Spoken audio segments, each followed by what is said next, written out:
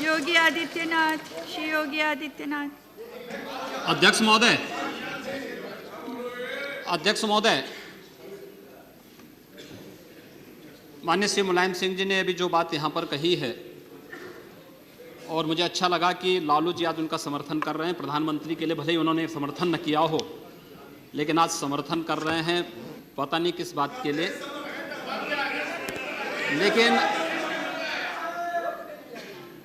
मैं आपके माध्यम से पूरे सदन का ध्यान आकर्षित करना चाहता हूं उन मुद्दों की ओर जो आज भी सदन की मर्यादा के विरुद्ध यहाँ पर बातें हो रही हैं और किस प्रकार से गुमराह किया जा रहा पूरे देश को। अयोध्या में 3 प्रकार की परिक्रमाएं होती हैं, पंचकोसी, 14 कोसी और 84 कोसी। और महोदया, उसी परंपरा के अनुसार 84 कोसी परिक्रमा देश के संतों ने प्रयागराज महाकुंभ के अवसर पर 10,000 संतों ने वहां पर तय किया था और उसी के अनुसार परिक्रमा का यात्रा का कार्यक्रम तय हुआ था। महोदया, मैं स्पष्ट कर देना चाहता हूं कि अयोध्या में श्री राम जन्मभूमि, जिस पर माननीय उच्चतम न्यायालय ने इलाहाबाद उच्च न्यायालय की खंडपीठ के निर्णय के बाद स्थगनादेश दिया है, उससे 25-30 किलोमीटर दूर बस्ती जनपद के मखोड़ा नामक स्थान से, जहां पर महाराज दशरथ ने पुत्रेष्टि यज्ञ किया था, उस स्थान से इस परिक्रमा यात्रा को प्रारंभ होना था और विशुद्ध धार्मिक यात्रा थी। इसमें किसी राजनीतिक दल का कोई हस्तक्षेप नहीं था। बिल्कुल 200-250 संतों को इस यात्रा में चलना था और 13 सितंबर तक ये 20 दिन की यात्रा है।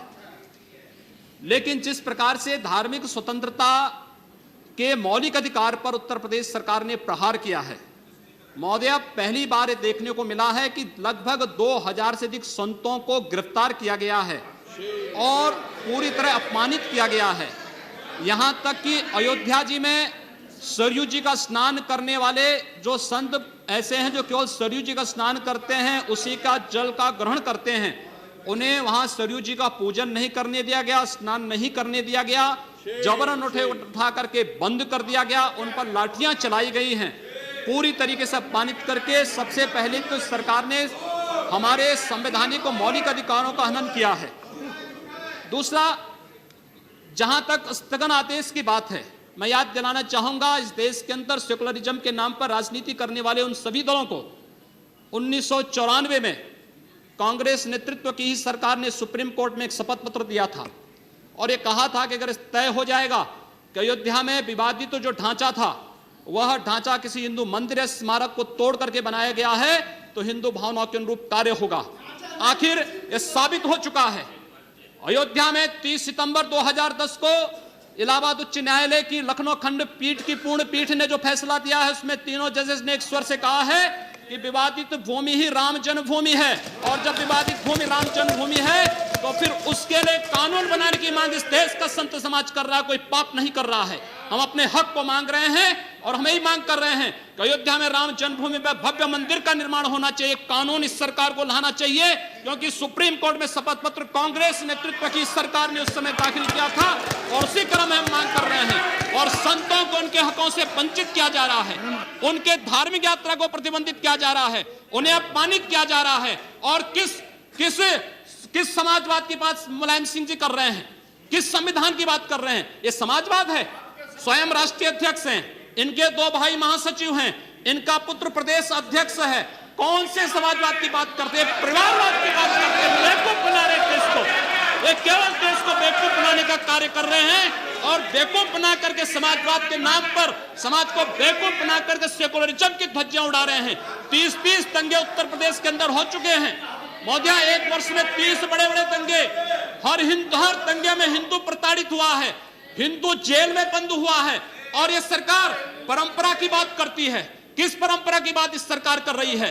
कि आतंकवादियों के खिलाफ दायर मुकदमों को वापस लेना कौन सी परंपरा का हिस्सा है? ये सरकार उत्तर प्रदेश के अंदर जिस प्रकार से सरकारी जमीनों को कब्रिस्तान के नाम पर आवंटित कर रहा है, कौन सी परंपरा का हिस्सा है?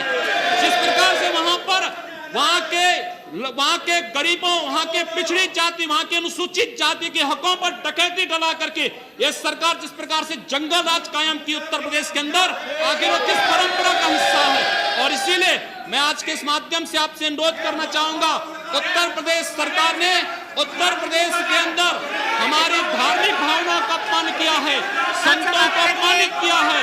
इस सरकार को रहने का अधिकार नहीं होना चाहिए, इसे तत्काल बर्खास्त किया जाना चाहिए।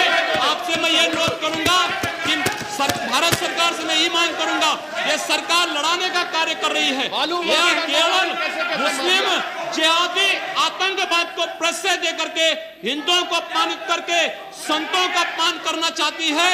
और इसीलिए 84 कोसी परिक्रमा को इसने रोका है।